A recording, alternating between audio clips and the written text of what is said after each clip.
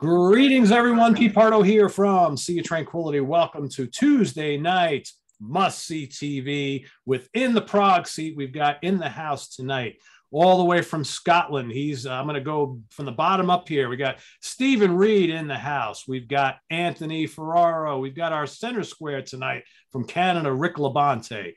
We've got fellow New Yorker, Eric Porter, all the way from Chicago, George Lamie. And the doctor of Prague, the golden one himself, the guy who's going to teach us all a little bit about title tracks tonight, Mr. Ken Golden, owner of Laser's Edge Sensory Records. Greetings, fellas. How are you? Welcome, Pete. So tonight, again, we kind of started this on Hudson Valley Squares a couple weeks ago, this whole talk of title tracks. There are a lot of great title tracks in rock and roll music and all different genres. On that show, we covered more of the hard rock and metal end of things. Today, we've decided to, again, because that's what we do here, on In the Prog Seat, more of the progressive side of things, progressive rock, progressive metal, jazz fusion. That's kind of what we cover here. So, but what we've decided to do, rather than everybody kind of pick the usual suspects, and we know what they are. Rick, you want to hold up some of those albums? Sure. I mean, Tarkus, Close to the Edge, 2112. I mean, there's... Yeah, Court of the Crimson King, Aqualung, Red. We can go on and on and on. I mean, these are legendary tracks that we all love. But, if we just we all would probably pick the same song. So we decided, and this started with a conversation that I had with Ken, to kind of go a little deeper than that. And, what we've discovered is there are plenty of great title tracks that don't include those upper echelon albums that we just kind of showed off there. So we've each picked five. We're each going to pick our number five, and then number four, we're going to go round and round and round on this episode. So I think it'll be fun. And we're going to start. I'm going to do it the exact same way I just introduced everybody. So we're going to go Stephen, Anthony, Rick, Eric, George, Kent, and myself with their number five, and we'll work our way back to number one. So, Mr. Reid, kick us off with your number five. Okay, my number five, actually, I've picked up the wrong one, is arguably, are they a prog band? Probably not. They probably were at the time, though. So I'm going with Magnum, Kingdom of Madness. First album by the band back in 1978. Still kind of finding their feet. I know that, Peter, you love this album. I do. You do indeed. Yep. This is one that I like, don't necessarily love, but the title track is just fantastic. Goes through so many different phases. To me, arguably you're better finding a live version, but then you wouldn't get the amazing flutes that are on this version here as well. So, you can't really lose more than anything else. Bob Catley's vocals are fantastic. Tony Clarkin's guitars are superb. So yeah, I kind of swayed. There was another one that really got very close to getting in my five, but I'm starting with Magnum. It's at their proggiest, Kingdom of Madness. Love it. I would agree. Yeah, that if you're going to call any of their albums straight prog, that one is it. So yeah, good choice. I dig that song quite a bit. Anthony, what do you got for me? My number five, I'd like to show, but before I show, just make sure everybody's thirsty because you're going to drink. Zoodalores from 1976, the title track, even though Eddie Jobson is not on the record, did tour with them and is on the cover. Yeah, I was going to say, he's there.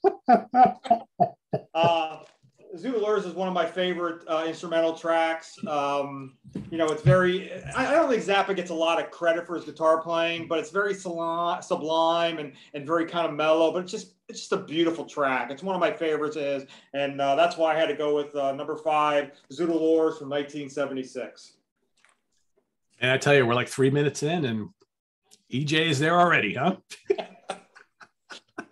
All right, Rick, what do you got for your number five? Okay, well, I'm going to go with Magic Pie, King for the Day. Oh, great choice. Great. They saved it for the last song, and it's a good, 27 minutes, and but it's powerful, and it's like a mini concert all in that 27 minutes, because they kind of give it a whole thing. And so if you haven't checked this out, by all means, I mean, they got many great albums, actually, but I like the title track. It's a great one, King for the Day. Magic Pie. What a great band. Really good band. Great song. Very cool. All right, Eric, you're up. Well, I'm going to go the guitar route to start things off, and I'm just kind of branching off from the big five. I'm going to go with Steve Hackett's 1979 Spectrum Mornings. Very, very cool. And I think, like Anthony said, is there's not another word than sublime. It's just a perfect track, gorgeous melody, massive keyboards and bass pedals. And it's just a funny story where I think he brought it in.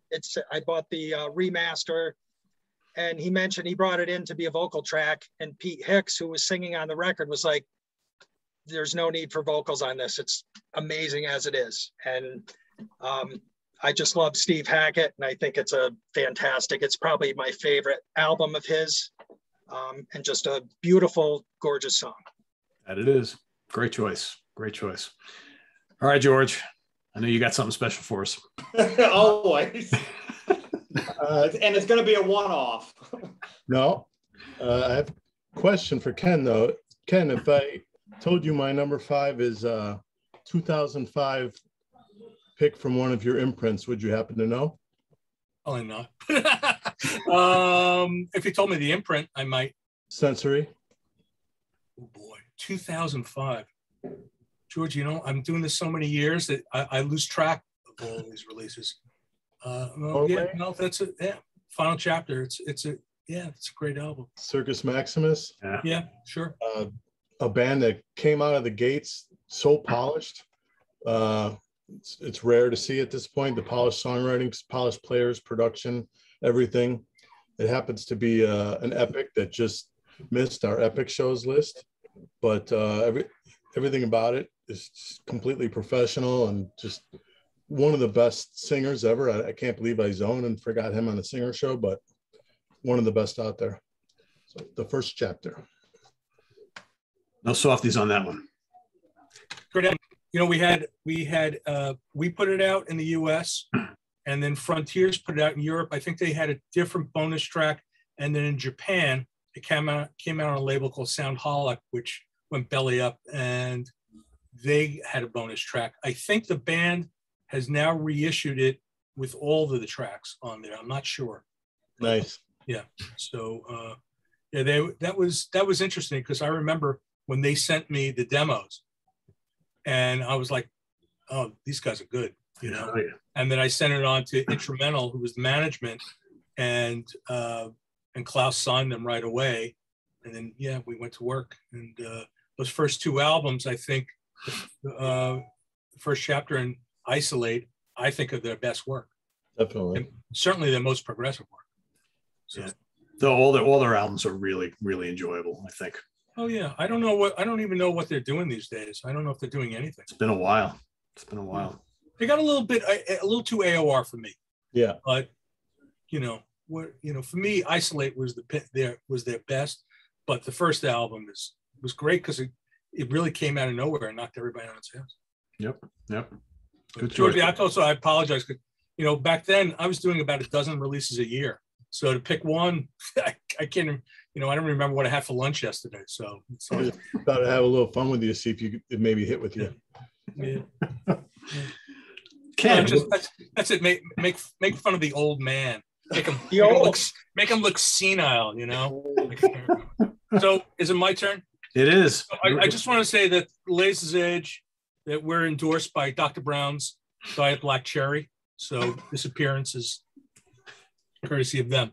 So I decided to take the road less traveled. And when Pete and I were talking about this, I really wanted to dig a little bit. There's so much stuff, and some of the stuff I'm going to come up with tonight, maybe somebody else will mention, and they may be a bit obvious, but I decided to really kind of dig a bit and see what we come up with.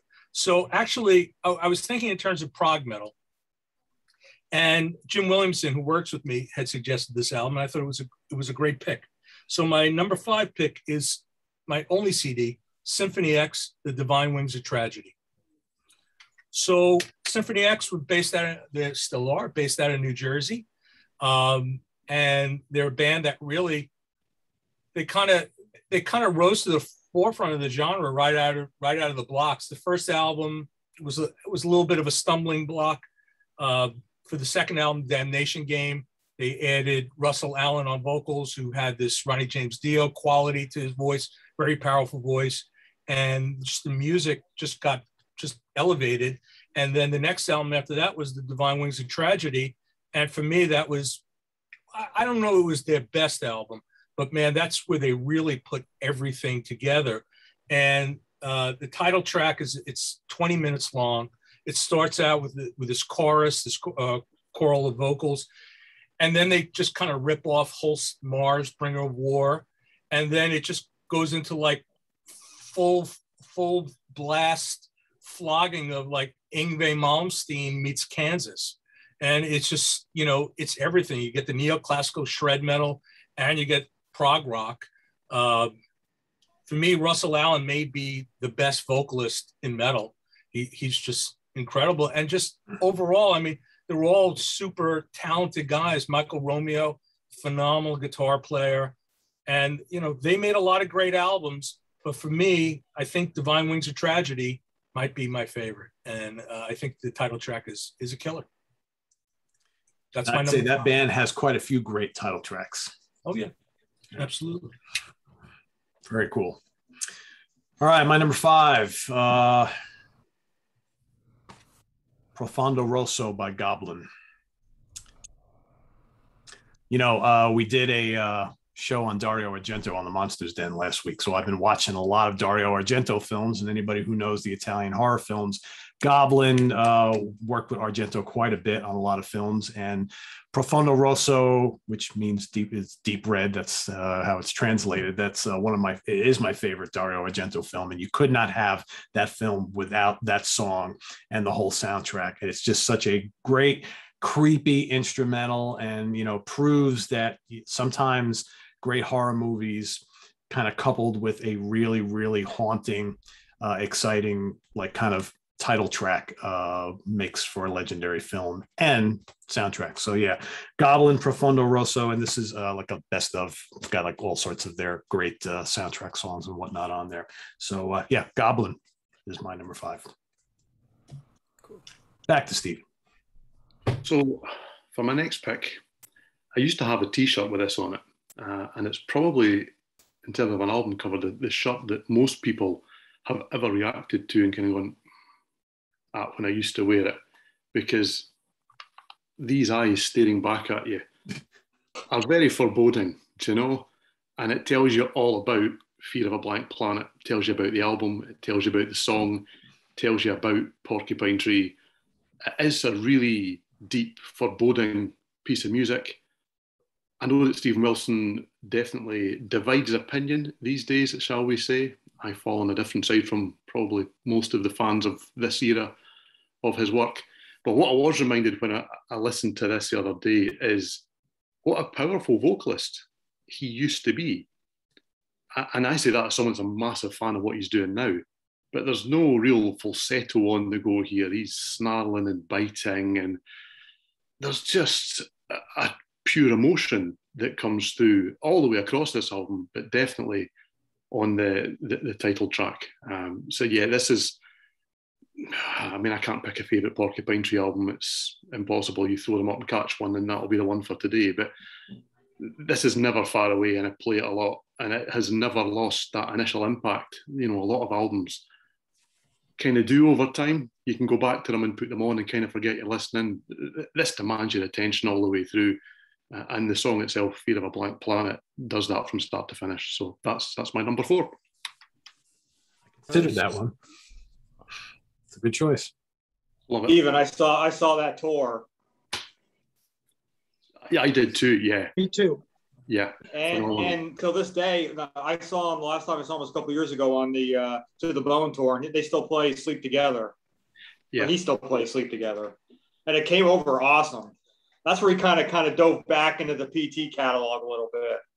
Yeah, it was good to see around that time that he started to acknowledge it again. There was a period of time where he kind of felt he was trying to move on completely, and it was all solo material. And that's great. I love his solo material, but the odd nugget in there when you go and see him live, I mean, and the reaction that it gets tells its own story, but that's another debate for another night, isn't it? Yeah. One thing I noticed, though, is I saw him 2 times on Hand Cannot Erase. And then when I saw them on To the Bone, there were a lot more chicks this time, and they were dancing like crazy. Well, you must be doing something right then. Yeah. You know, chicks at Prog. Who knew? Yeah, you don't see that too much. They don't know what's Prog, though. That's the problem. Oh, yeah. Yeah, that's maybe true. It's like, Prog, what is that? Is that like some kind of new burger or something? They don't know. Meat you know free. how many times I had to explain what in the Prog sheet means? Like, is that something like the doghouse, or what does that mean? Explain. Rick, come on. There are still people who come and watch this show and don't know what Prog is. Come on. I mean, it's like, I always say that at any given Prog concert, it's 90% men and 10% hostages. Yeah. Perfect. And there's never a line at the woman's bathroom. that's right. 100%. All right, Anthony, what you got next? Number 4, 1977, Ian and the Boys, Heavy Horses, fantastic title track. You know, the great rhythm section of John Glasscock and Barry Barlow just makes this tune. I think it's one of the last epic tunes they do. Just fantastic. The video is very autumn-esque. The whole album is very kind of like has an autumn sounding feel to it. And as I've always said on the show a million times with Ian Anderson and the Boys, very English sounding, just English and autumn, and just it's a perfect title track, and it's a perfect epic tune for those guys. So 1977, Heavy Horses for me at number 4. There you go. I mean, somebody did comment last time when you said how English Ian Anderson sounds. He is Scottish. I'm just throwing that out there. No, but it's very English sounding.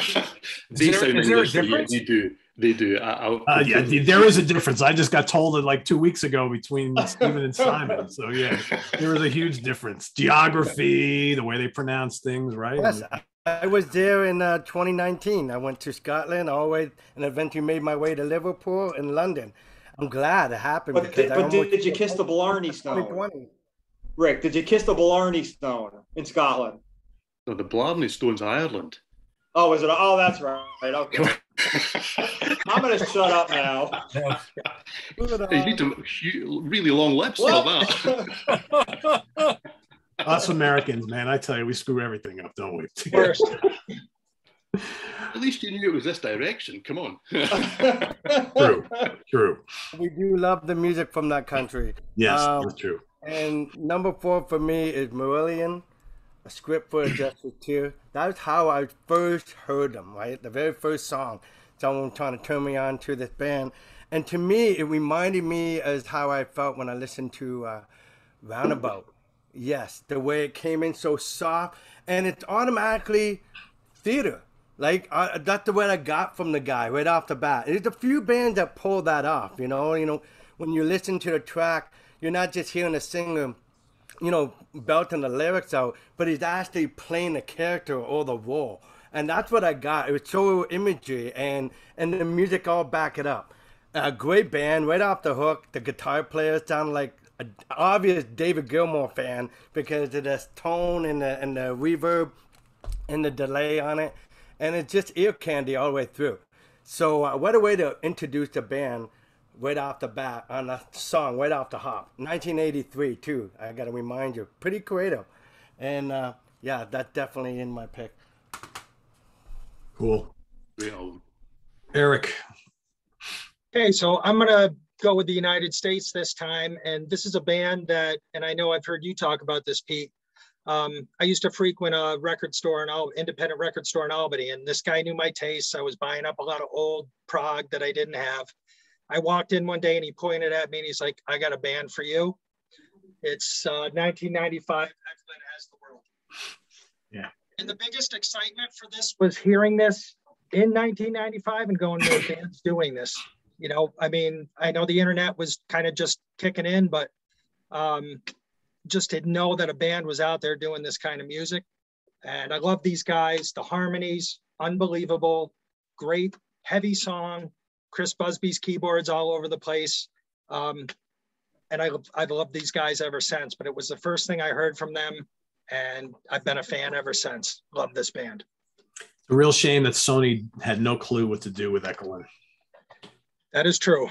What would Very you do? quickly. What would you have done with them? What would I have Put 'em done out with them? Anything. They did nothing. It's just, you know, but, the thing is, in the Philly area, they were huge. I mean, they were selling out to TLA.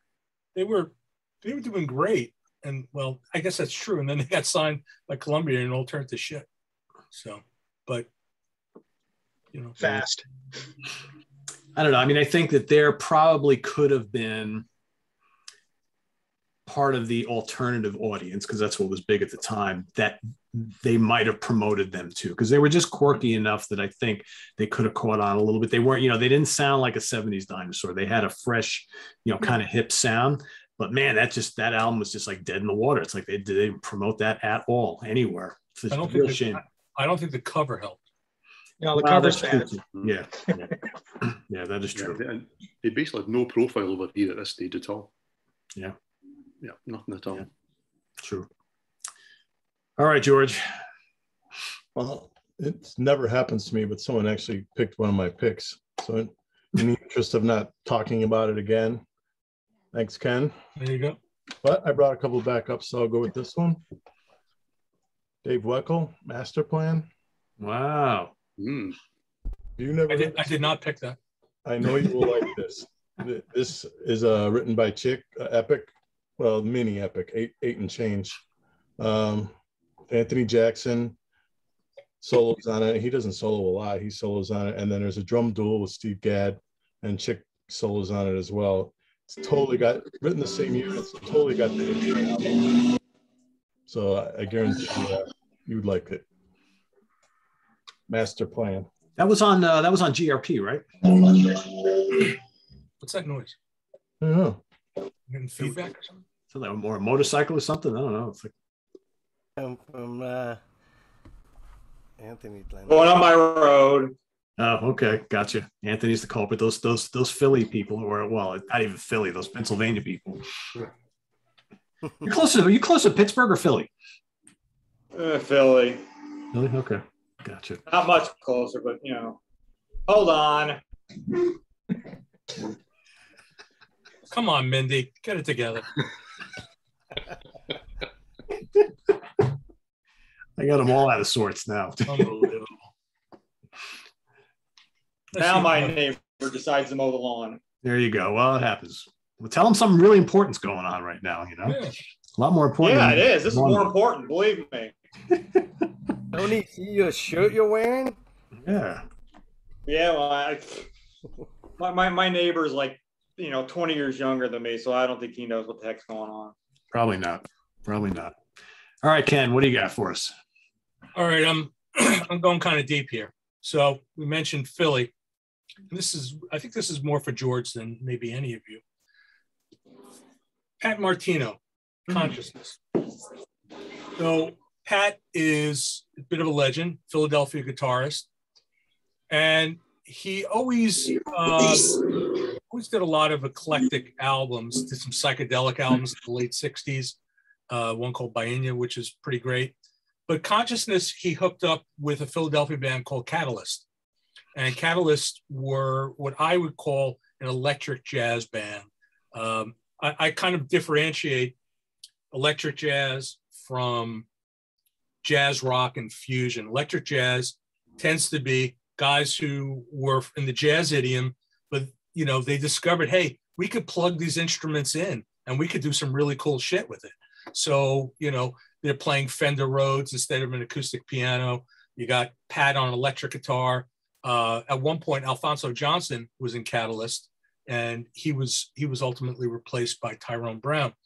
So Pat hooked up with Catalyst, 3/4 of Catalyst, and he made this Consciousness album. And it's just, some people might call it a jazz rock album, but it's the title track is a nice 10-minute piece where Pat gives everybody some space. Eddie Green, the keyboard player, he's just like killing it on Fender Rhodes. And then when it's, Pat's time to come in, man, he's just blazing.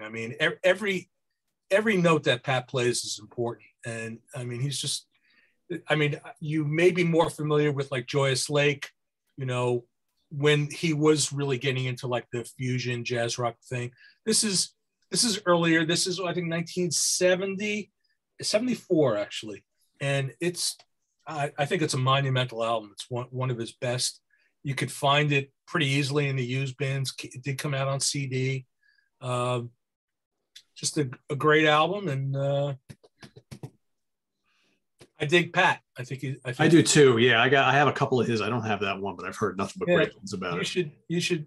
I actually, if you have a turntable, I got a spare copy. Around here, around Philly, all of Pat's albums turn up all the time. So, but to me, this is one of his best. He has a live album. It's called Pat Martino Live. That's just amazing. I have that. That's killer. Yeah. He's just killing on it. Yeah. So, yeah. It's a great underrated player. That's my number 4. Pete, when I saw Brand X in New Hope, Pat Martino was there because he and Ken Bernard are still pretty close. Very cool. And I didn't know he was there because I was up front and Ken had said, "Hey, Pat Martino's here in the audience," and the place went nuts.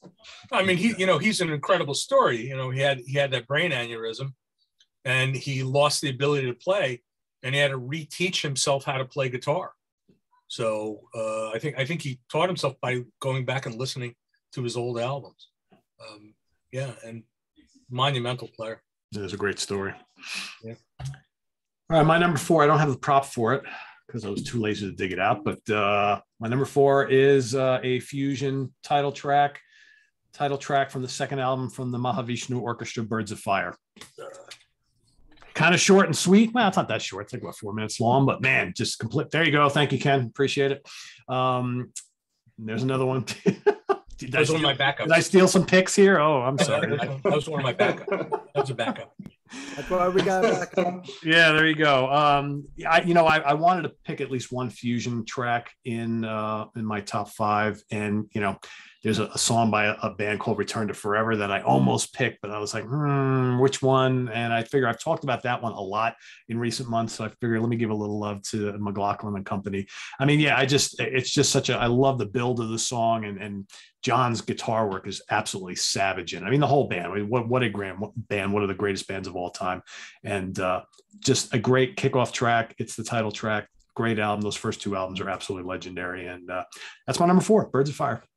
Back to Stephen. Yeah, well, my number 3 is, it was interesting listening to Rick talk about script, because one of my regrets is being offered the chance to go to the Clutching at Straws tour and not going. I'll go next time. I'll go see Marillion next time. Don't worry, So I never saw them with Fish. So the first time I saw Fish live was on the Vigil in a Wilderness of Mirrors tour. I'm sorry, I'm lost in the cover. I love it. It's absolutely fantastic. Yeah. Such a great cover. Such a great record. Yeah, look at that. Just stunning. And he's just such a great live performer. And I would suggest vocally, people are going to disagree. I think he's almost at the top of his game here. I don't think he was ever better at this, really. There's a darkness to this album. He's clearly trying to get himself into a better place. Can't quite let some things go. I don't think he ever does, to be fair. But it's also got those huge, colourful moments that he can offer up. When the chorus opens up, it just suddenly becomes a completely different experience.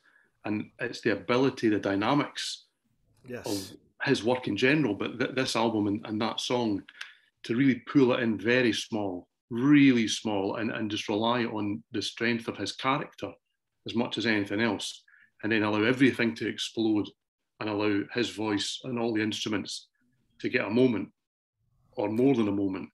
And that to me is really exemplified by the title track here.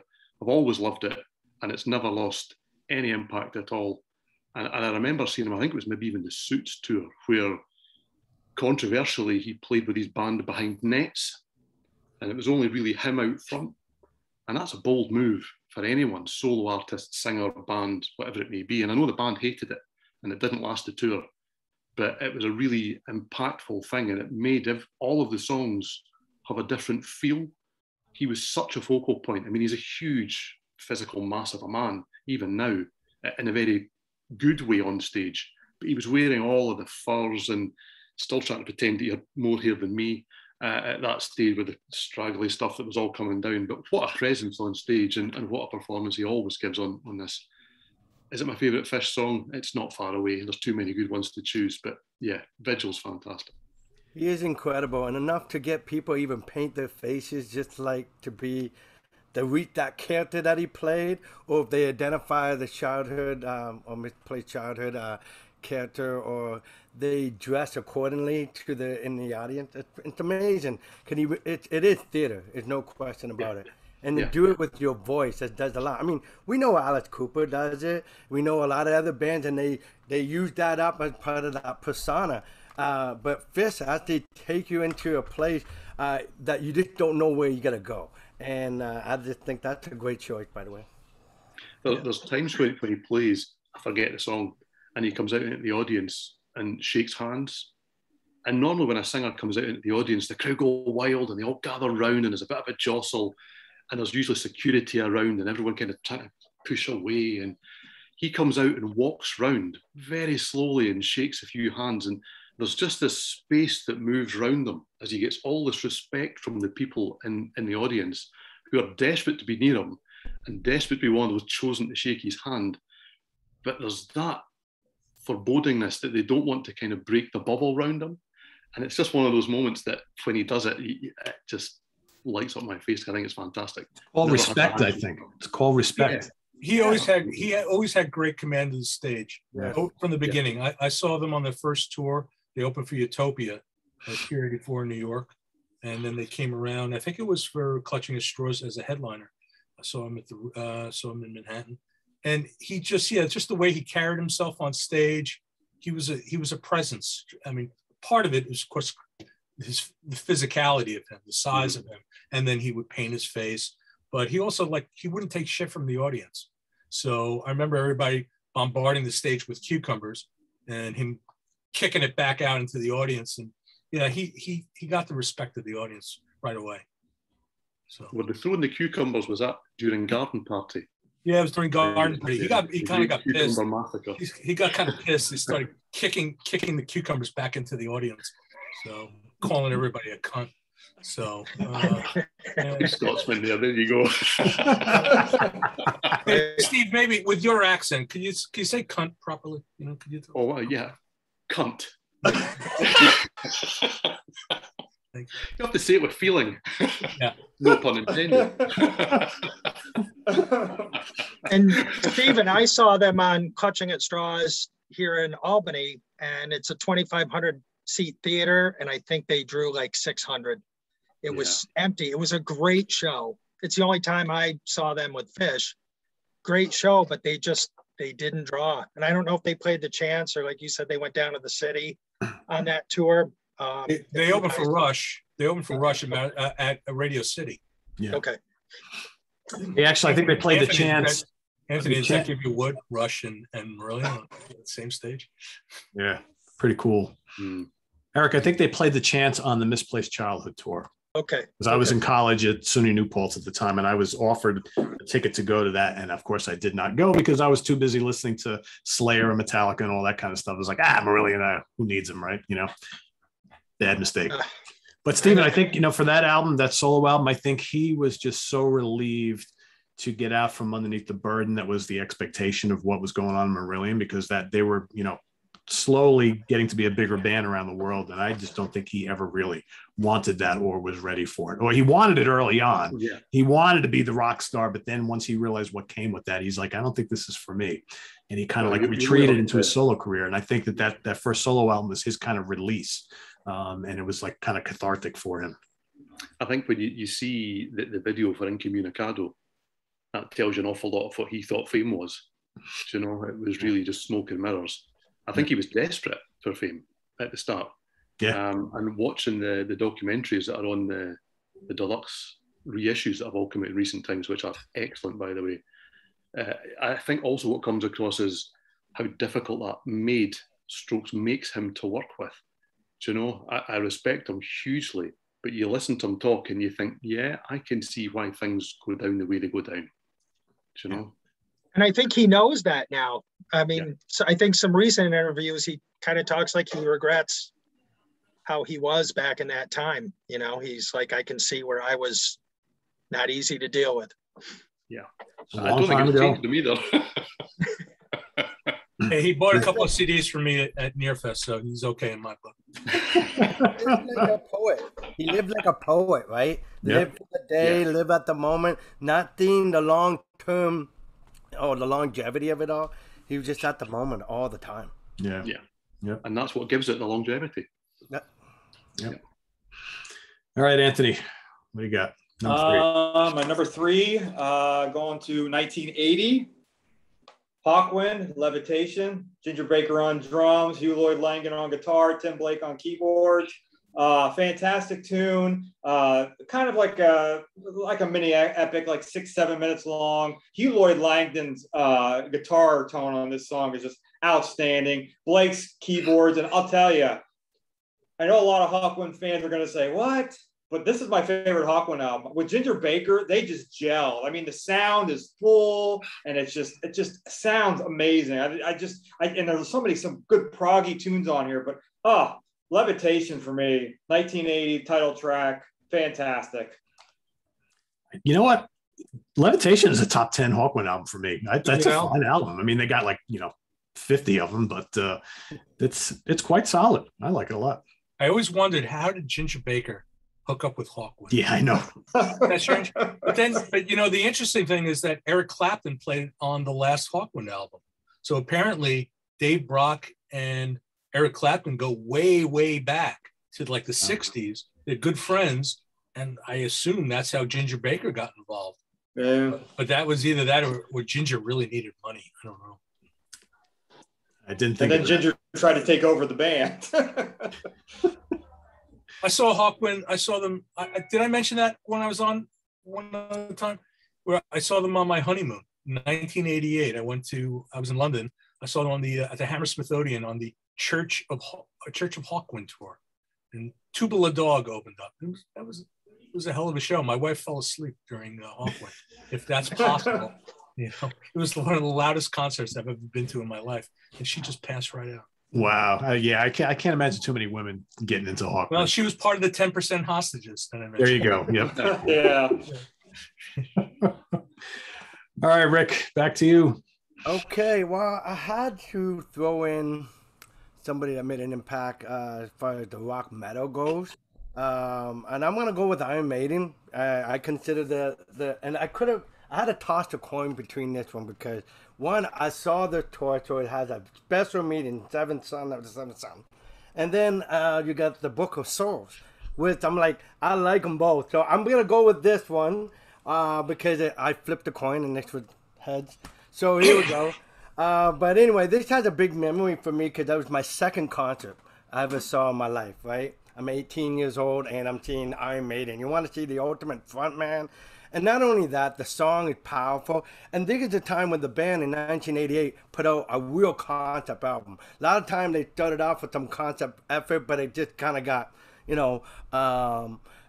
just a little unorganized. So they actually went through it all. And I thought that was pretty, brave for them at that time. Introducing some new technology, which, some fans are going a little bit concerned.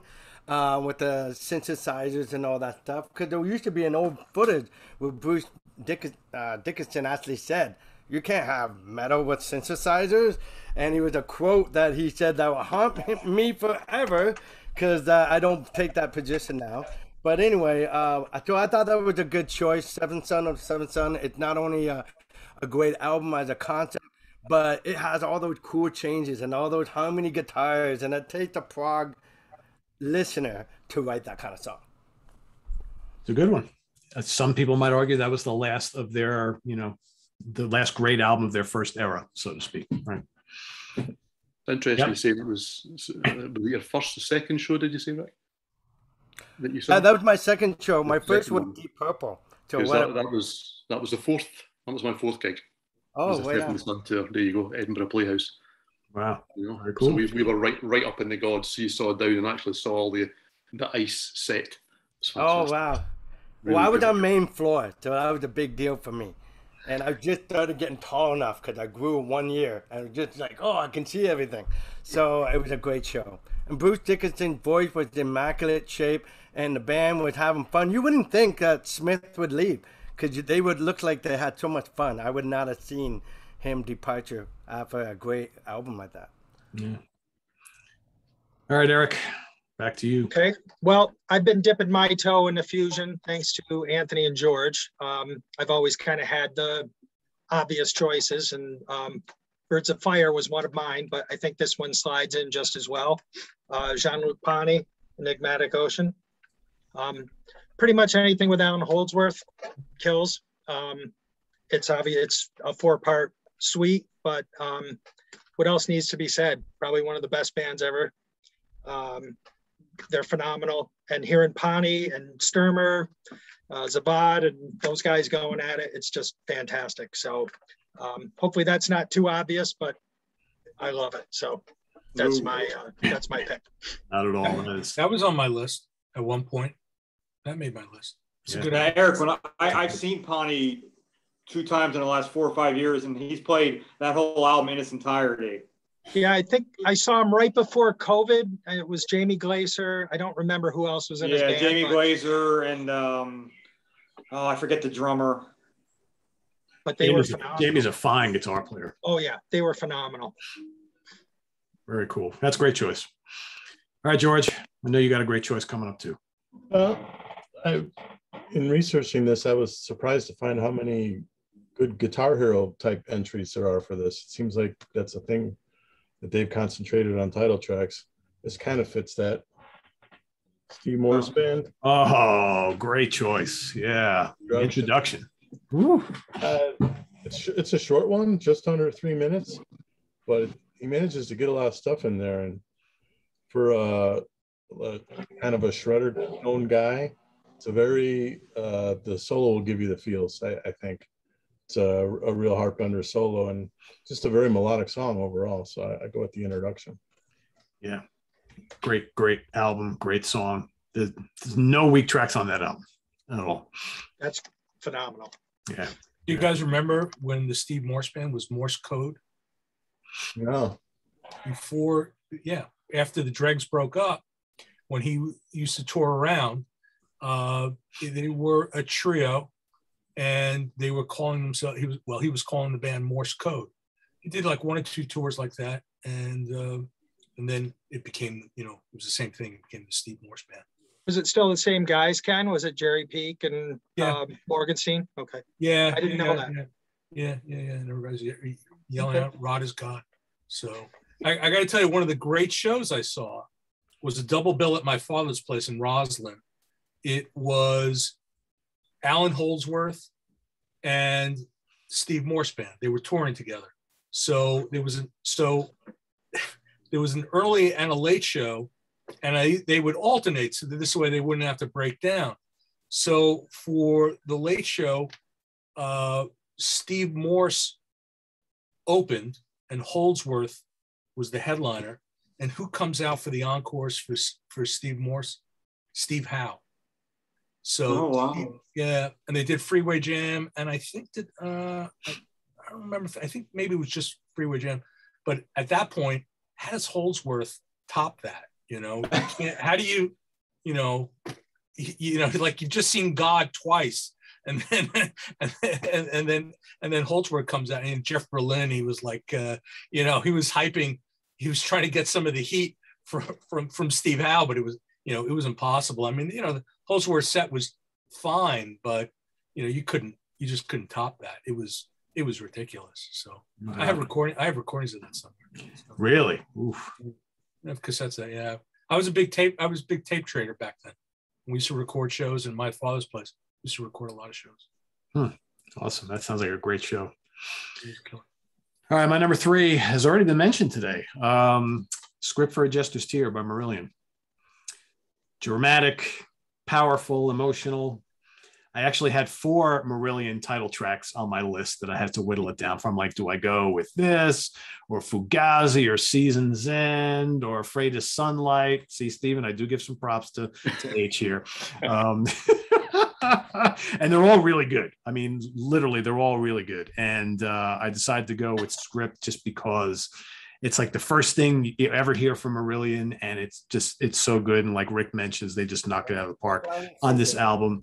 And it's just such a great song. I was listening to it before. I'm like, yeah, it's got to be my top 5. It's just so good. So that's my number 3. Back to Steven. But Pete, I think you skipped me. Did I skip you? Yeah. Oh, I'm sorry. I'm sorry, Ken. I do that every show. Ken should never go before me because I skip him every time. I'm keeping track. I'm keeping track. All right, back to you, Ken. Sorry about that. I'm getting my FaceTime in. All right. Nobody's going to deny me. All right. So I really went into like deep space on this one. So this one's really going to be a bit of a history lesson. Galactic Supermarket by the Cosmic Jokers. So get your notebook out on that one. So here's the story. So in Germany, there were 2 labels, Ohr and Pills, and they were run by a guy named R.U. Kaiser. And the Ohr label was more of the krautrock side. Pills was more of like the psychedelic folk side. So you had Ashra Temple recording on Ohr. You had Wallenstein recording on Ohr. There were a number of bands. Widhuser and Wistrup I think they might have been on Pills, but Brossel Machine was on Pills. So Arya Kaiser, basically he rented out Dieter Dirk's studio, and he brought in all of the musicians from the bands that were recording for him, and they recorded a jam session. And there were 2 albums as a result. The first one was called The Cosmic Jokers, and the second one was this one, Galactic Supermarket. You have Klaus Schultz on synthesizers, Manuel Gotching on guitar. You have Jürgen Dolis from Wallenstein. He's playing Mellotron. Harold Grosskopf, who was in a lot of bands. He was kind of like a session guy. He was the drummer, and Dieter Dirks was playing bass. And it's just sort of this cosmic space rock, psychedelic acid jam that this is the title track, it was for this album. There were 2 sidelong tracks. This was Galactic Supermarket, which was side 2. And you got Schultz doing all the psychedelic stuff, Gotching just playing just totally treacherous guitar leads on it. Jürgen Dolis comes in with the Tron. It's like this amazing krautrock, space rock collision, and it's just, it's a classic.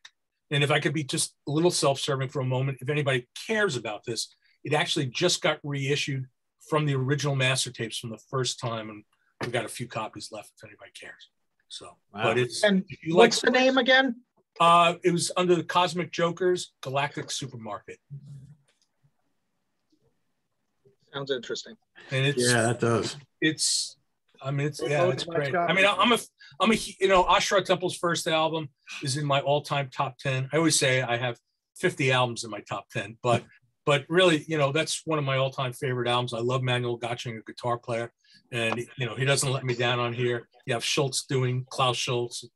I mean, you could only conceive of how much acid these guys consumed before they went into the room.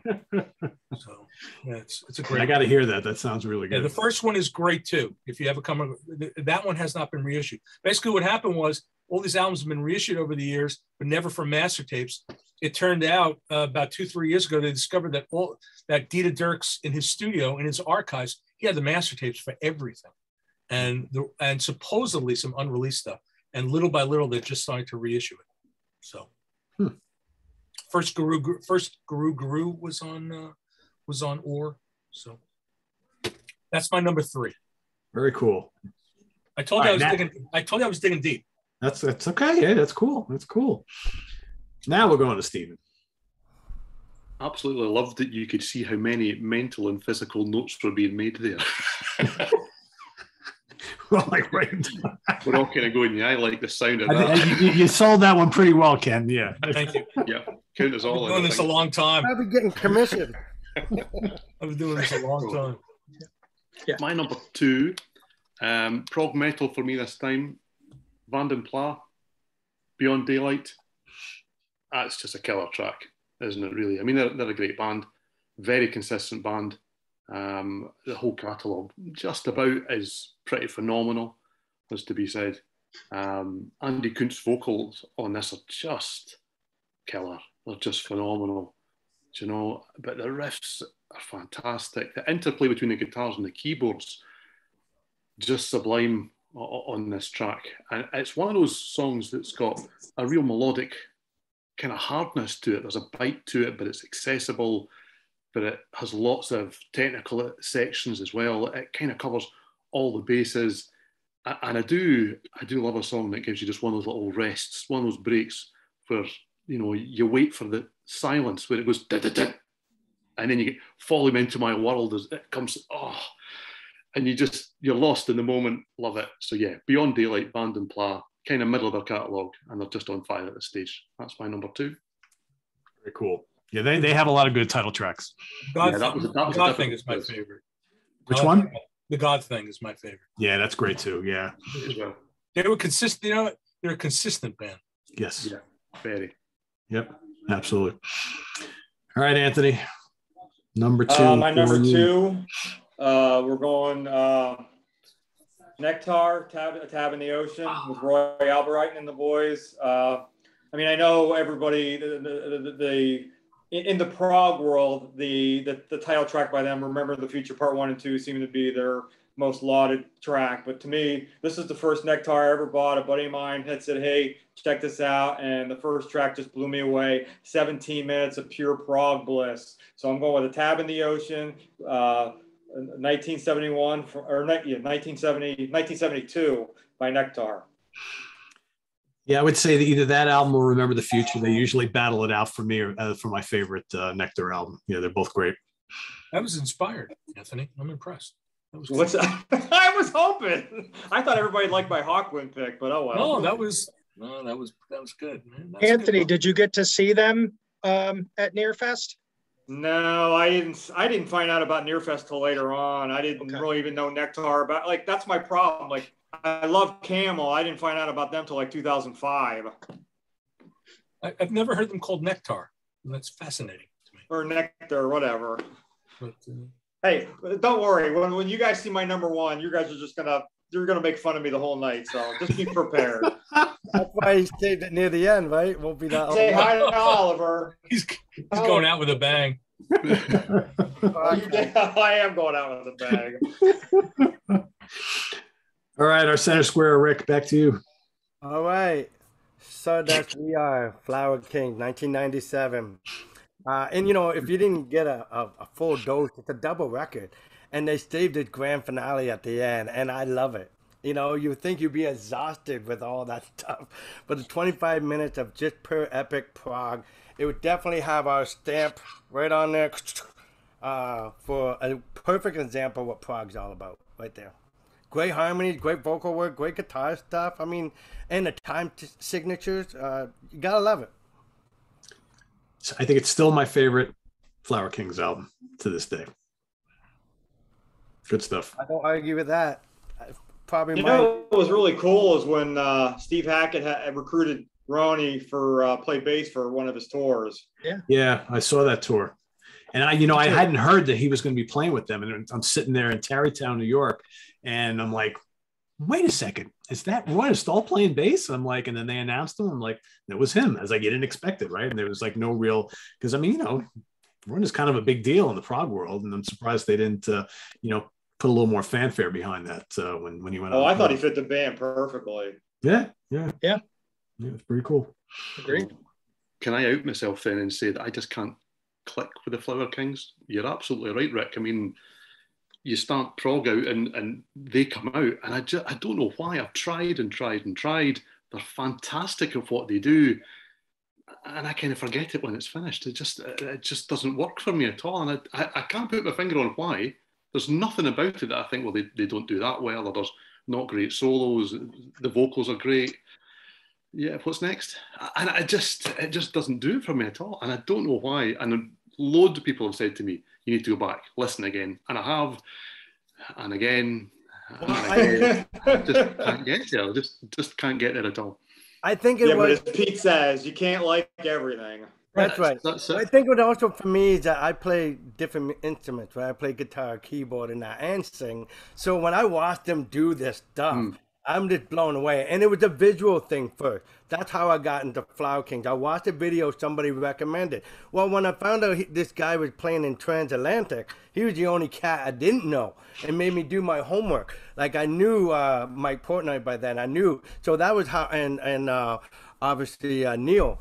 And of course Pete from the Maiden band. But I was the only guy I had to do homework. And because I watched the footage of Meet the Flower Kings and one of the tunes that they did, I just watched that, how they did that. And then I heard the audio, the album, and they played exactly as you hear it. I mean, as complicated as it is, they're faithful. Like Rush, which Rush always been proud of, right? Being able to deliver the shit they put out on record and deliver it live.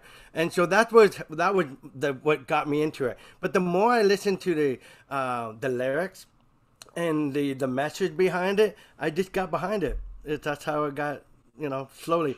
I'm not going to say it was immediate, like some bands are. Like when you listen to some accessible music, they hook you right away. With them, I had to listen to them for a bit to get into it. But that album, not a problem at all. So try this one if you haven't. This might be the go-to one if you haven't, Stephen. I'm not giving you a homework assignment, but I'm just saying. You might want to go there because that's how it got me in it. Now, after you do that, Rick, or after you do that, Stephen, Ken, I need you to give Pete a go-to album for Magma. Yeah, no problem. I've already owned them all, and I've already gotten rid of all of them. I don't. We did that though, Pete. Right? We already did that.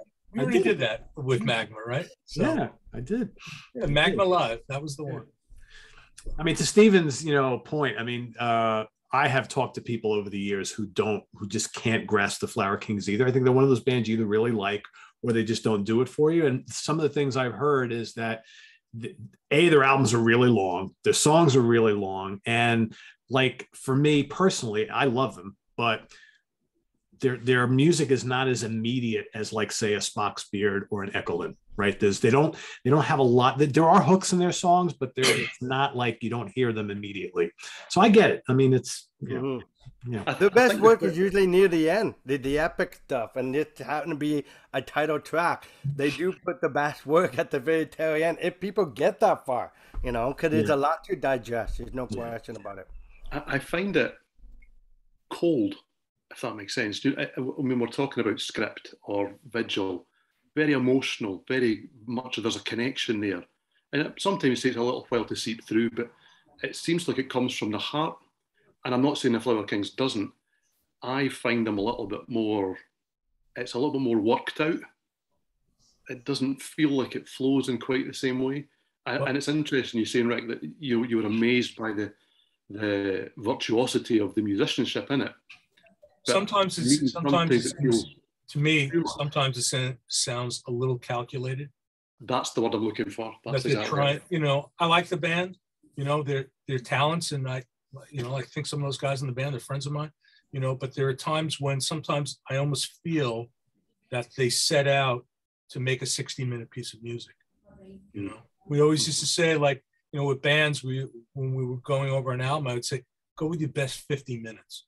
So it wouldn't necessarily be a 50-minute song, but go with your best, because bands would sometimes, they give me an album and it'd be like 70 some odd minutes. And I was like, well, why do we need this? And why do we need this? And why do we need this? Why don't we just kill people with 50 great minutes? And sometimes with Flower Kings, I feel like I'm getting 2 CDs and it's like, whoa. It's a lot to digest. It is. So it is. The talent. I mean, they're super talents. I mean, and there's a lot of greatness in there. And then there are other parts where I just sort of feel like these guys need a producer. They need someone to edit. I agree. I miss the album days, Ken, to be honest with you. I'll take a good 40 minutes. And if you want to put a bonus CD on there of here's some extra tracks that we did in the studio, I just think the CD allowed for, I don't want to say too much, but when you're talking about that package of one album, 35, 40 minutes have been some great albums. You take that to 50 and 60, and you've got you know, you kind of have stuff in there that's not up to par with the other. We always used to say, you know, leave them wanting more. Yep. You know, if you have something to say, put it on the album, you know, just great. But if it's not, you know, if it's not a great piece of music, why is it there? You know, just to satisfy somebody's ego? Let's not do it. You know? Yeah, and I agree completely. Yeah. I think that's what makes Jethro Tull and Genesis so just mind-boggling is the tunes that were in the vaults, that were part of the sessions that were never released. That's true. Yep. Great. Tull especially. My God. I agree that it's acquired taste, but I've heard that about Marillion. They can't get over Fist Voice. I've heard that about Geddy Lee and Rush. And Yeah. I don't know. It's just like once you know the personalities, you kind of go with it. Sometimes it's forgiven. We know Mick Jagger is the greatest vocalist, but when you hear it, his personality comes out. And sometimes if you either like him or you don't, and you know, and you think he could be the greatest rock and roll singer if you like what he does. So I understand what you're saying. And I really think it has to do with attention span. Not too many people can just listen 2 hours worth of music straight. I'm doing it all the time. So it just happened to be the same act. I'm okay. I'm not that guy like Chris Allo, who's a great friend of mine now, but can't handle a guitar solo going on. I didn't mind Dazed and Confused, 26 minutes long, and the song remained the same. I'm blown away that guy can take it that far and not be repetitive. But somebody I know, like, come on, don't bore us, get to the chorus sort of thing.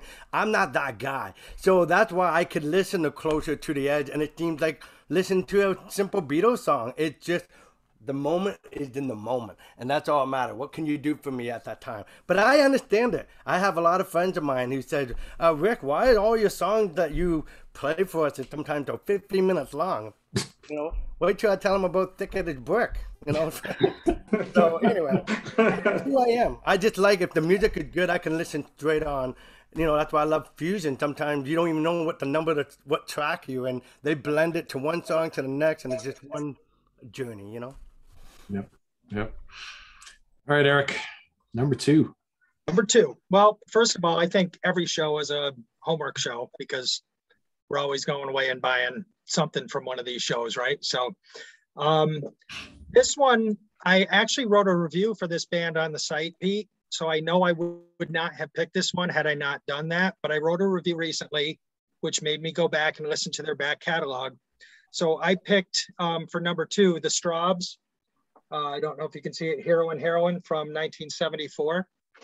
I only have two things to say about it. Is there a more massive sounding keyboard sound on any record? That opening keyboard and the keyboard that closes that track just kills me every time, and it gives me chills. That's just Blue Weaver, right? That's not the actual title, though, right? That's just the hero theme. It's Hero and Heroin. Believe me, I thought it wasn't Hero and Heroin is the title. Okay. I'm not sure who was on keyboard. I know I went and read it before the show, and it's slipping my mind. But I don't think it's Wakeman. I think it's Blue Weaver. Oh, yeah, it's not Weaver, Wakeman. who played the Bee Gees. But I mean, the song goes from kind of like that massive keyboard. They throw a little folk in there, and you can hear where Fish picks up that Dave Cousins vocal. There's a couple spots in there where it's like that. You know, that I hear where Fish is picking up his vocal style in that song. And it goes from folk to kind of like that, like a hocus pocus, Irish jig, rocked up piece. And then it goes back to that keyboard. But the keyboards in that song are just massive. And it gives me chills every time I hear it. It's one of the great Mellotron albums. My favorite album from them. Very cool. All right, George. Number two, Roll Me, Move. She had several albums out with a quartet before this that I really loved. And she just, for whatever reason, decides to scrap the entire band and get Anthony Jackson and Simon Phillips as her rhythm section.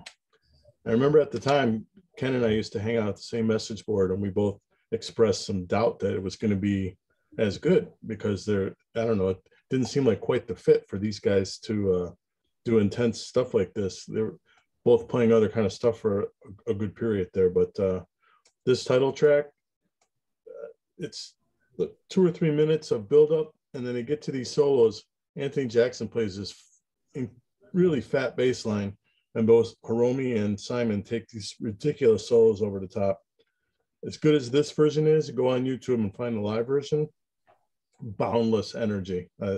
It's just, but that's her trademark pretty much. But yeah, move. The live clip you're talking about, is it the same three of them? Yeah. Wow. Okay.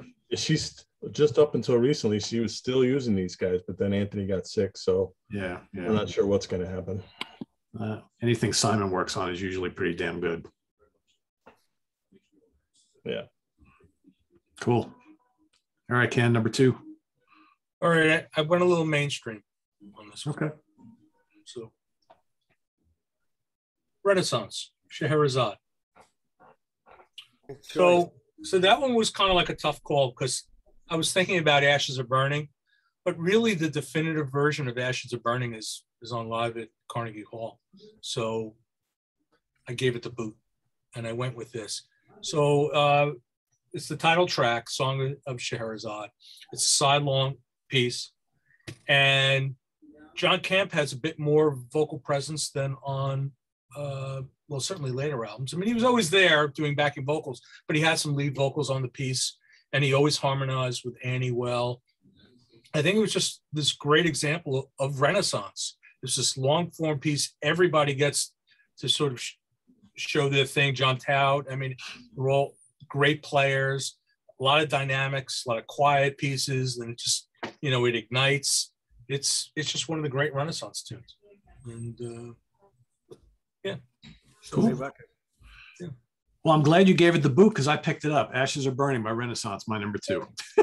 I mean, it was really like it was like a coin toss for me, really. And then and only for that reason, as I said, that I think that the best version of the definitive version is on live at Carnegie Hall. Well, the really epic version is on the Carnegie Hall. Yeah, I agree. The reason why I went with the studio version is because it's got that amazing Andy Powell from Wishbone Nash guitar solo at the end, right? Which you don't get anywhere else. But it's a great song nonetheless. I had Song for All Seasons kind of sitting in the wings too, because I like that. That's also a really, really good title track. But man, Ashes Are Burning is just majestic, powerful.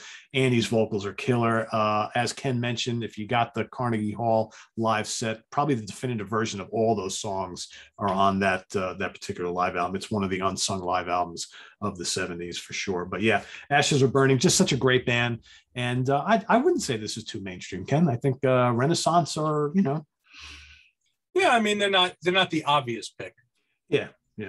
So for me, they're one of those prog bands that should have been bigger, and they just never quite. They were an interesting phenomenon because they were only popular in the Northeast. Yeah. But they were very popular in the Northeast. Yep. I mean, I remember them playing. I'm pretty sure they were once booked. They played the Nassau Coliseum.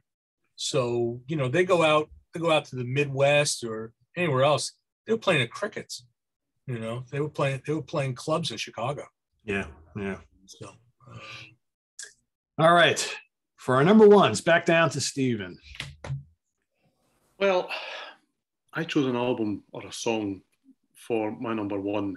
There are some albums in my collection you just kind of you take out and you think, you know what, it opened my eyes, changed what I listened to, allowed me to go and listen to different things. And we've discussed this band before on one of the shows that I've been on, and it's Deliverance, Opeth.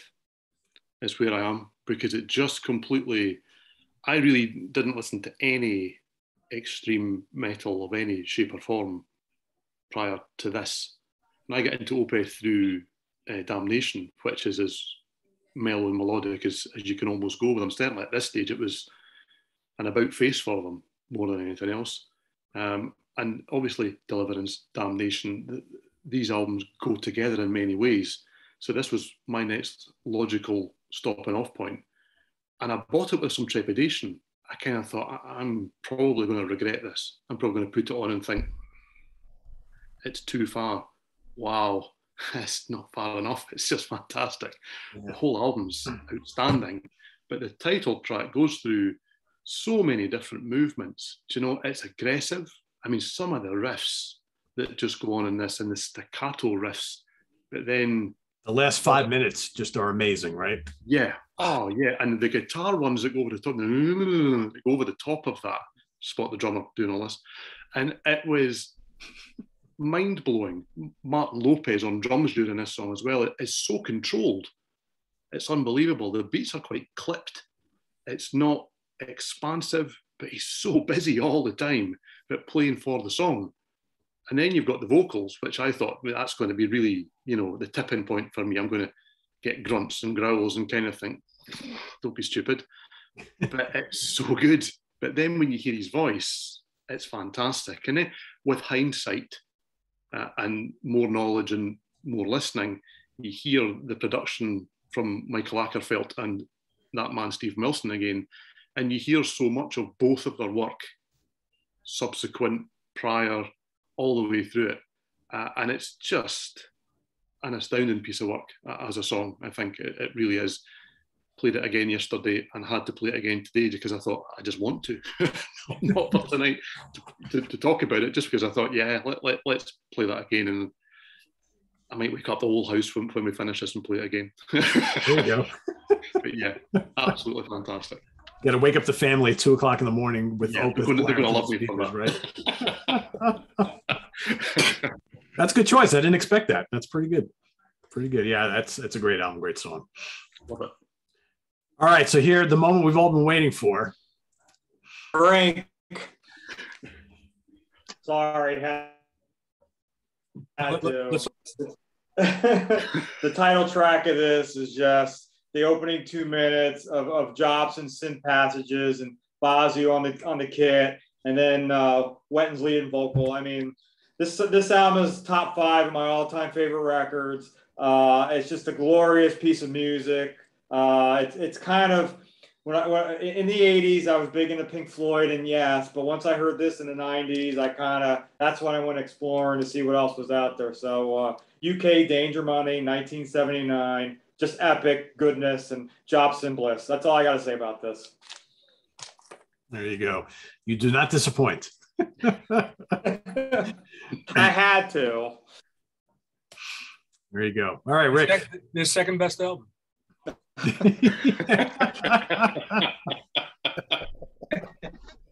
Okay, again, I'm glad we have honorable mention, but definitely had to go with Dream Theater, A Change of Season. And I love that tune. I love the, I know there's some covers, so I wasn't sure because it's the only original song that they threw on there. But it is the title track, so I get away with it.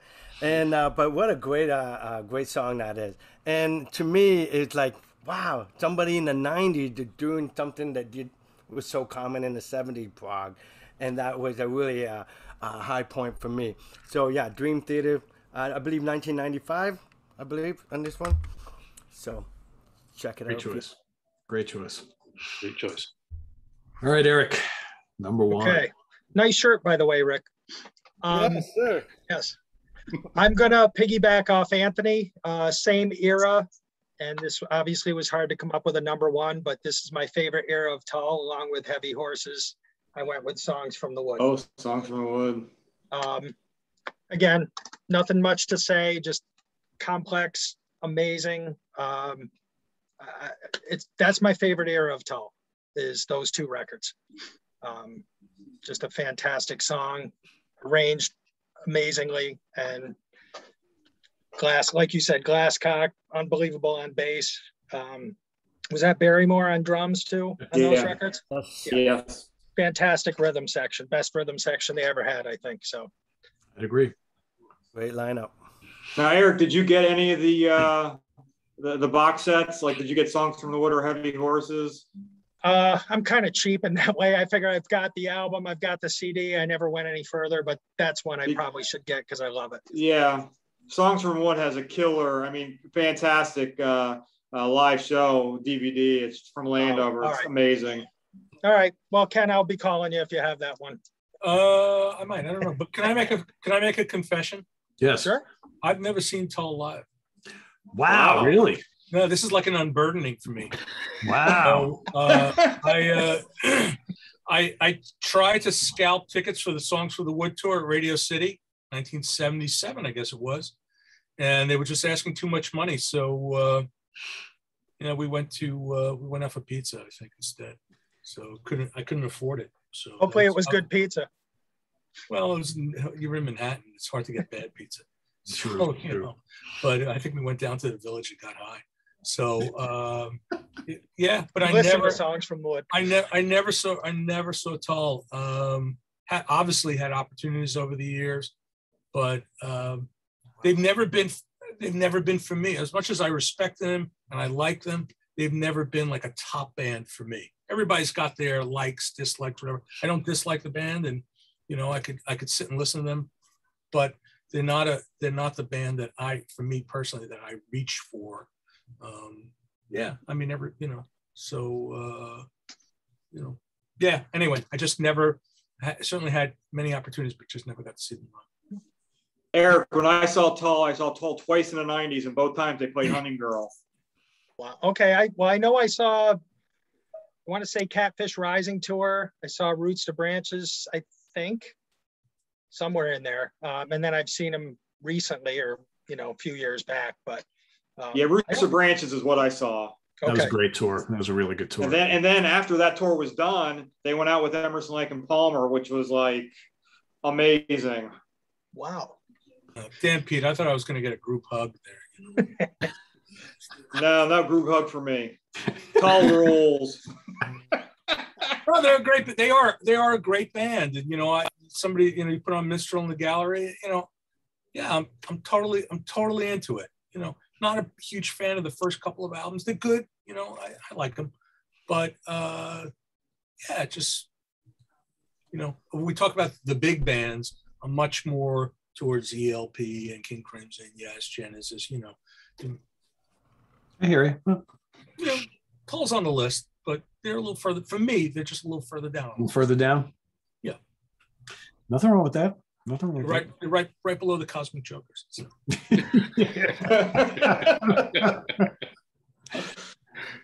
All right, George. What do you got, number one? This one's fairly obscure. An East Coast bassist named David Hines. Inner Duality. I own that album. Yeah, I've seen that. I should play it. I've never played it. Teamed up with Alan Holdsworth, keyboardist Steve Hunt, who seems to find a bunch of bass players. It's a quartet recording. There's a guest guitar player on it named Prasanna who does a Indian guitar solo. It sounds, you'd swear it was sitar. He's got a sliding technique that you can recreate the sitar. It's just a great song.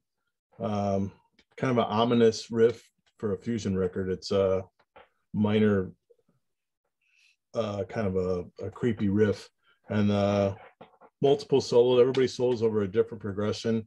It all brings it in at just under 7 minutes, but people like to look stuff up, look up Inner Duality. What year did that come out in, George? This is, 09. He had a debut in 07 with Holdsworth on a couple of tracks. Was that self-released? It's on Hunt's label, Spice Rack Records. Okay. We might have reviewed that on the website because that looks awfully familiar and sounds familiar. I think I have a copy of that floating around here somewhere. Wow. All right, Ken. What do you got for number one? All right. Triumvirate. Oh, wow. Illusions on a Double Dimple. Nice. Wow. So that was the second Triumvirate album. And that's, the first album was Mediterranean Tales. And it was fine. It was a good album, Mediterranean Tales, good intro. It was a little amateurish, I'd say, production-wise and all. Illusions on a Double Dimple, they really kind of got the songcraft together. It's 2 side-long pieces. It opens, the first side is Illusions on a Double Dimple. It's the second best Triumvirate album, and it's the 5th best ELP album. Everyone knows that Spartacus is the 3rd best ELP album. Yes, exactly. So Jürgen Fritz, the keyboard player, he slavishly copied Keith Emerson, but he had the talent to pull it off. I mean, he was a monster keyboard player, and it's just pure ELP worship from beginning to end, and it's great. It's just, you know, they nailed it. They nailed the sound. You had Helmut Kohlin, I believe was the vocalist, and he was a solid singer. He died after Spartacus, and Hans Bartelt, I think, was the drummer. But you know, great musicianship, and if you like the sound, the keyboard, bass, drum sound, Triumvirate did it as well as virtually as well as ELP. So that was that's my number one. Maybe a little mainstream, maybe, but no, that's a great choice. Great album. It's a great record. Yeah. It's a great record. And one other thing I should say, if you guys are vinylly inclined, try and find the German pressings of Illusions of a Double Dimple and Spartacus, because the sound quality is infinitely better than the U.S. versions. The Harvest pressings from Germany, they're not expensive at all, and they sound just phenomenal. Spartacus is like a lease breaker. It's just a great sounding album. So. Yeah, I got that Harvest pressing at my local shop for like $7, and it was in mint condition. Yeah, there you go. So there you go. That was my number one. Very cool. All right, my number one. Gotta go with Freehand by Gentle Giant. That was the first thing I thought of when we set out to do this, and it sat at my number one all week while I was putting the rest of the list together. And yeah, my beloved Gentle Giant. I love this track. It's just everything that's so great about this band, and it's catchy, it's complex, it's got some groove to it, it's quirky, it's fun, and it's very Gentle Giant-y, if that is a thing. And one of my favorite Gentle Giant albums. They have other. Why do I get the feeling you've been obsessed with this record for like the last month? Because you did a show on it, and then didn't it come up again like our last show? Yeah, that was me though. Yeah. Oh, okay. That was me. Yeah. How pissed would you have been if somebody else would have said it, Freddie? I would have been very pissed. It's funny when Steven was getting ready to divulge his number one, some of the things you said before you pulled out Deliverance, I'm like, oh no, he's going to pick Freehand as well. Thankfully you did. But yeah, I have been listening to this a lot over the last month or so. How do you like the Steven Wilson mix? I like it a lot. Yeah, I mean, do you hear a difference, or I mean, is it? There's a little more clarity to it. I mean, it's, you know, none of these are drastically different, but it sounds great on my system. I like his mixes that he does for other people better than what he does for himself. I thought he did a fantastic job on Aqualung. I thought the King Crimson albums he worked on were fantastic. Aqualung is the best. His Aqualung is the best Aqualung. It's amazing.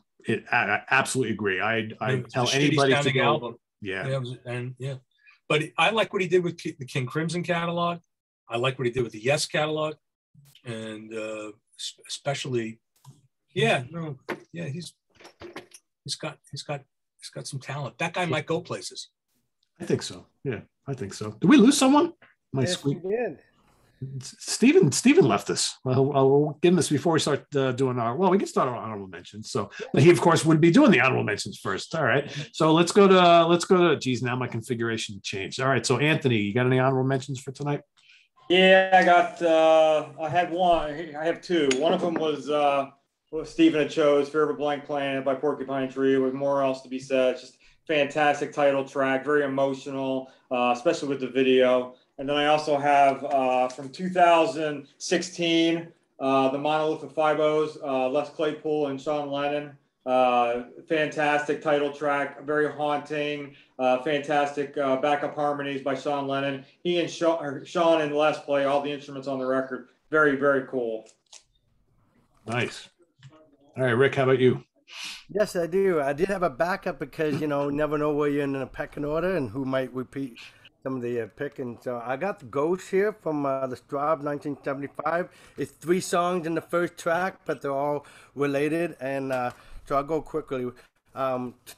Transatlantic Kaleidoscope, great title track, great tune. I didn't know which one from Kansas because I like Songs of America, but Point of Return, they're both great title tracks. Rush, Clockwood Angel. This band is known to be a hard rock, but they have their proggy moment, and this is a proggy moment when you talk about title track. The Magician's Birthday for Uriah Heep. That song in itself is so epic. And two more, Spock Beard, The Light. Great title track. And of course, how to sneak this in there again. Thick as a brick. For my friends that don't like long albums. 45-minute song right here. Yep, one of the best. Eric, how about you? I'll go with Gentle Giant, but I'm going to go with Three Friends. Nice. I just love the keyboards and that choral at the end. Pete, and Rick, Kansas, Song for America. Supertramp, Crime of the Century. Oh, yeah. Hell yeah. And I got to get a little Marillion in since Steve disappeared. So I've got Afraid of Sunlight. Cool. All right, George. Only got one prop. Two Mars was a Russian fusion band from a couple of years ago. This record's incredible. The title track's a funky tune, really good, hard-hitting stuff. And I also had The Four Corners, Portal of Gold, Guthrie Govan, Erotic Cakes, Guitar Hero record, and Garage Mahal, Blueberry Cave. Cool, good choice. I had none of those. How about you, Ken? What do you got? Two that were mentioned. Iron Maiden, Seventh Son, Mahavishnu, Birds of Fire. And then I had two others. This would have made my top five, but we talked about it already once when I was on. Musée Rosenbach, Zarathustra. It's one of the great Italian albums, but I figured why not talk about something different? So making an honorable mention. And this one I picked for you, Pete. Scorpions, Lonesome Crow. Great song. It's a great song. And this is when they were kind of like a proggy band. So yeah, that's almost like a krautrock kind of album, right? The space rock sort of thing. Yeah. That and I was even thinking about Flight of the Rainbow also. Flight of the Rainbow is great. Yeah. So it was kind of So those were my honorable mentions. Cool. I kind of figured I almost had Zarathustra in my top five. Hold on, Steven's coming back. He's coming back. There he is. He's connecting. Honorable mention. Yeah. There you are. Hey, buddy. Middle of the night, All right, stop talking about him. Stop talking about him. I figured maybe you were like, damn it, this is going on way too long. I got to go to sleep. No, I've just had to put my blinking whole internet off and on, and this probably happens every night at this time. I just don't know. Yeah, that's true. That is true. Well, we just went round with everybody except for you and me for honorable mentions. So why don't you go? Okay. Well, I don't know what's been mentioned then, so I'll quickly go through because I've got loads. I hope that's all right. Mangrove, Beyond Reality. It's a band I really like. It's a bit of a love song, to be fair, but it's just beautiful. And it's also a bit of a Marillion ripoff, but it's very, very good. Can I just interject and just say, that's a bad name for a band. But anyway, go ahead. I'm sorry. I completely agree, actually. I completely agree. Caravella Escarlotti. That's a good band. That's a good name. It's also a very cool cover. That's a good album. Yeah. And that's just great traditional European prog. Title track's fantastic. If you're going to do a title track, make it half the album. Million Town by Frost, which is 26 minutes of modern prog wonderfulness. The one that really very nearly got in my five, and I'll be singing it all week and I still couldn't quite get it in, is The Old Road by Martin Orford, who was in IQ. It's an album all about basically hating the modern world. He's got a point. Great song, nice violin solo in it. I can't quite not mention Mr. Wilson, so Hand Cannot Erase is phenomenal. I love it. I can keep going if you want, or I can stop. You got a few more? Go ahead. I've got a few more. We got nowhere to go. Critical Mass by Threshold, great song. Peter, you've mentioned Seasoned End and Afraid of Sunlight. They were on my list. Road of Bones by IQ. I've been waiting for you to mention that all night, my friend. Yeah, that was very nearly in there. Very nearly figured in as there. much. Black Holes and Revelations by Muse, quite short, but it says a lot in that period of time. I nearly managed to get Weltschmerz from Fish in as well, from the new album. Heathen Machine by Balance of Power. The King of Number 33, De Expis, if anyone knows that album, that's a fantastic album. The song is all about a kind of homeless guy who spends his entire day on the number 33 bus as it goes round, and he's the king of all he surveys as he goes round. Very odd. The Geese and the Ghost, Anthony Phillips. Oh, that's a great one. That's that very nearly got in. I cheated a little bit by mentioning Arrive Alive by Palace, because it's actually the version that's on the Sentinel that's really good, but it is a title track because it's on the kind of that EP. It's all demos and it's not very good. The original album was not good. The original Arrive Alive itself, is not great. Yeah. The Sentinel is such a leap, isn't it? Really, from there. It's like a different band. It's like a different band. Yeah. Once Around the World by It Bites. I've got Fugazi, Marillion, The Visitor, Arena, All Is One, Orphaned Land. There you go, that's enough. I could be here all night. I know, I got a lot too. Let's see. I'm amazed. I think if Chuck were here, he would have mentioned this song, but Still Life by Van de Graaff Generator. Yeah. Birth Control, Plastic People. Oh, wow. Day for Night by Spock's Beard. I had like 5 Symphony X tracks here. Divine Wings, which Ken picked, and George mentioned. Iconoclast, The Odyssey, Paradise Lost, love all of them. Romantic Warrior by Return to Forever, obviously. Weather Report, Mysterious Traveler, Black Market, Night Passage. I had a couple IQ down here, Subterranean, Road of Bones. The Grand Wazoo by Frank Zappa. Museo Rosenbach I had. Principe di Giorno by Celeste. As the World by Ekelin, and Dead Wing by Porcupine Tree. So those were my honorables. And of course, if we were picking like the really, really more popular stuff, I would have had Close to the Edge and Song for America and, all the usual suspects, Wish You Were Here, and 2112 and so on and so forth. But as we've seen, a lot of other really, really great title tracks that don't encompass those big bands. So there we go. There we have it, everybody. No, we're not hoeing anything. There we have it, everybody. Yeah, it's getting late. We've been talking a lot today. So list your favorite prog rock, prog metal, or fusion title tracks in the comments below. And we've had a lot of good ones talked about tonight. So we'll see what everybody else comes up with amongst our viewers. But I want to thank all these gentlemen here for doing a little bit of homework and talking about their picks. This was fun as always.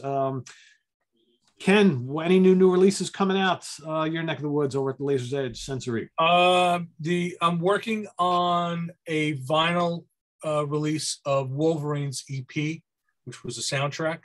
And I don't know if you know, but there's all these long delays with vinyl manufacturing now. So we won't actually, even though I sent it in March, we won't actually see the vinyl till the end of November. We're gonna release it in February. And also I am working on a vinyl reissue of an album by Het Pandora Ensemble. And I don't know if you're familiar with them. They were a Dutch band.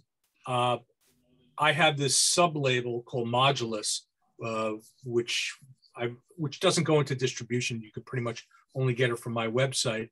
And we reissued their album a number of years ago. And now we're going to do it, expand it even further. So it's going to be a double album. It's going to be really cool. Awesome. That's what we're working on, and I'm just trying to think if any of my bands, someday I'll have a new White Willow album. Jacob tells me that. But other than that, it's been a while. Yeah, it takes him a long time. It's all right, but usually worth the wait. Cool. Well, everybody watching, make sure you head on over to lasercd.com for all the latest and greatest in prog rock, prog metal, and fusion, all sorts of newer stuff, older stuff. Ken's got a great selection. God, to think of all the stuff I have bought from your website over the years, man. I appreciate it. I'm Crazy. keeping track too. So. I'm sure you are. No.